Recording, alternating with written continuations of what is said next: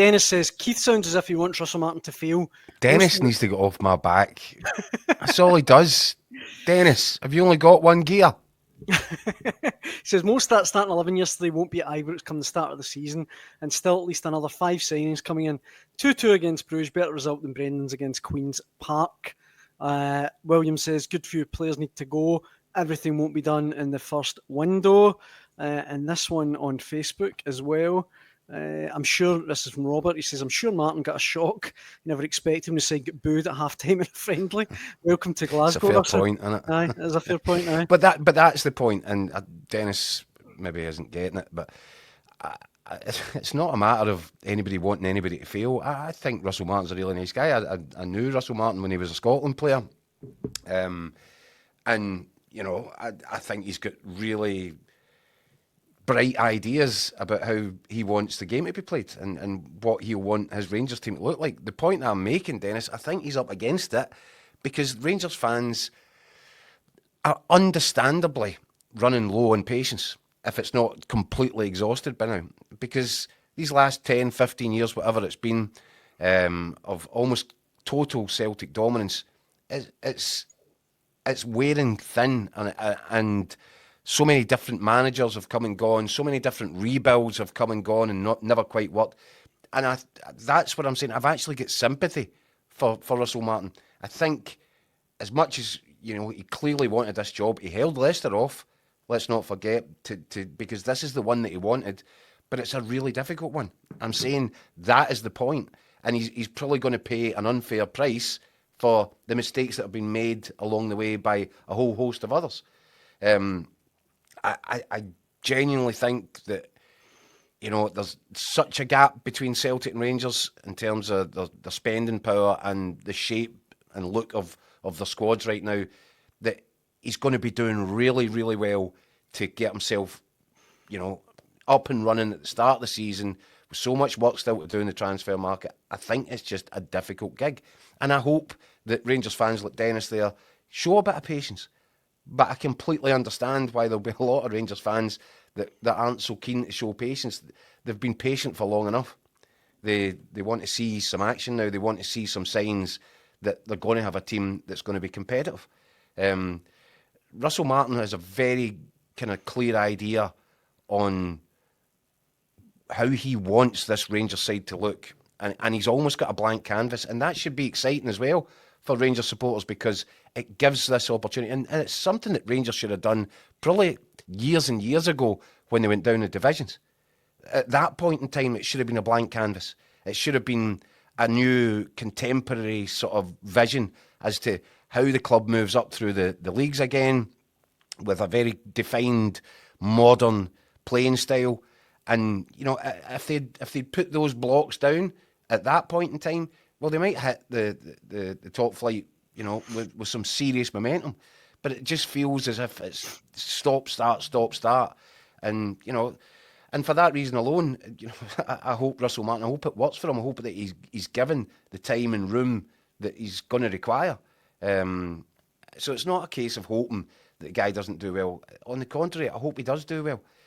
I just wonder if he's going to get the time to get his visualisation and make it a reality on the pitch.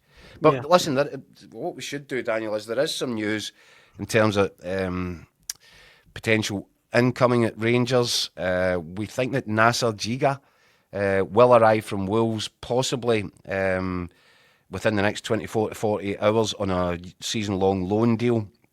Centre-half, Burkina Faso international. Big boy, by the way. I think 6'4", 6'4", and more defensive cover, which, you know, obviously Rangers are crying out for right now, with Connor Cody also expected. And it's more than likely, it seems now, Daniel, that these players will join up with Rangers when they're down at the FA training camp, which I think they're going to... Is it tomorrow? The next day? Tomorrow, yeah. Thanks tomorrow. Yeah, they're down there for a week. And I think that while they're down there will be more comings and more goings. So that's the kind of most up-to-date news in terms of The next additions, it looks like being another couple of centre halves, and obviously that's needed.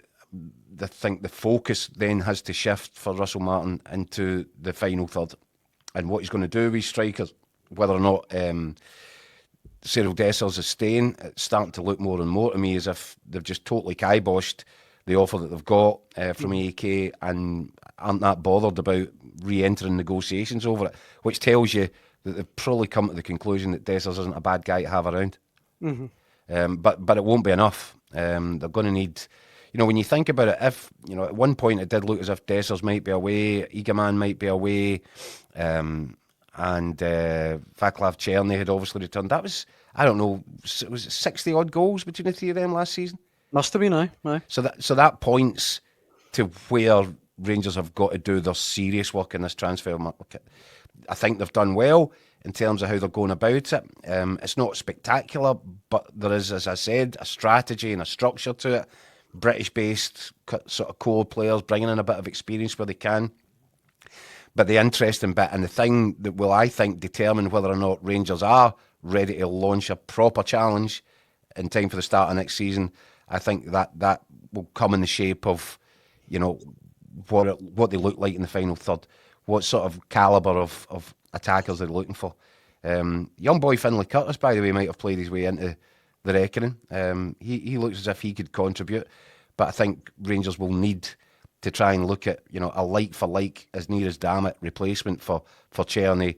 And then if Egaman is to leave, Stroke and or Dessers, they're going to have to get a bit of firepower in there as well, because I think you're right about Danilo. I just don't think it's going to happen for him at Ibrox.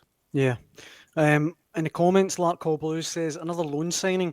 Don't see the point in loan signings in the long term. It's a false dawn. We should be starting to build our own team.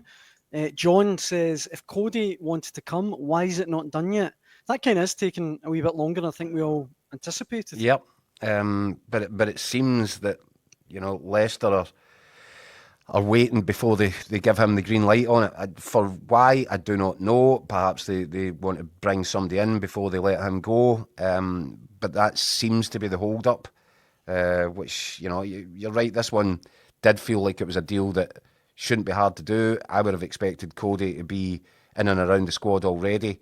I think it will happen, but I think, Leicester are obviously having to decide the terms of when it happens. But yeah, I still expect that one to go through, Daniel.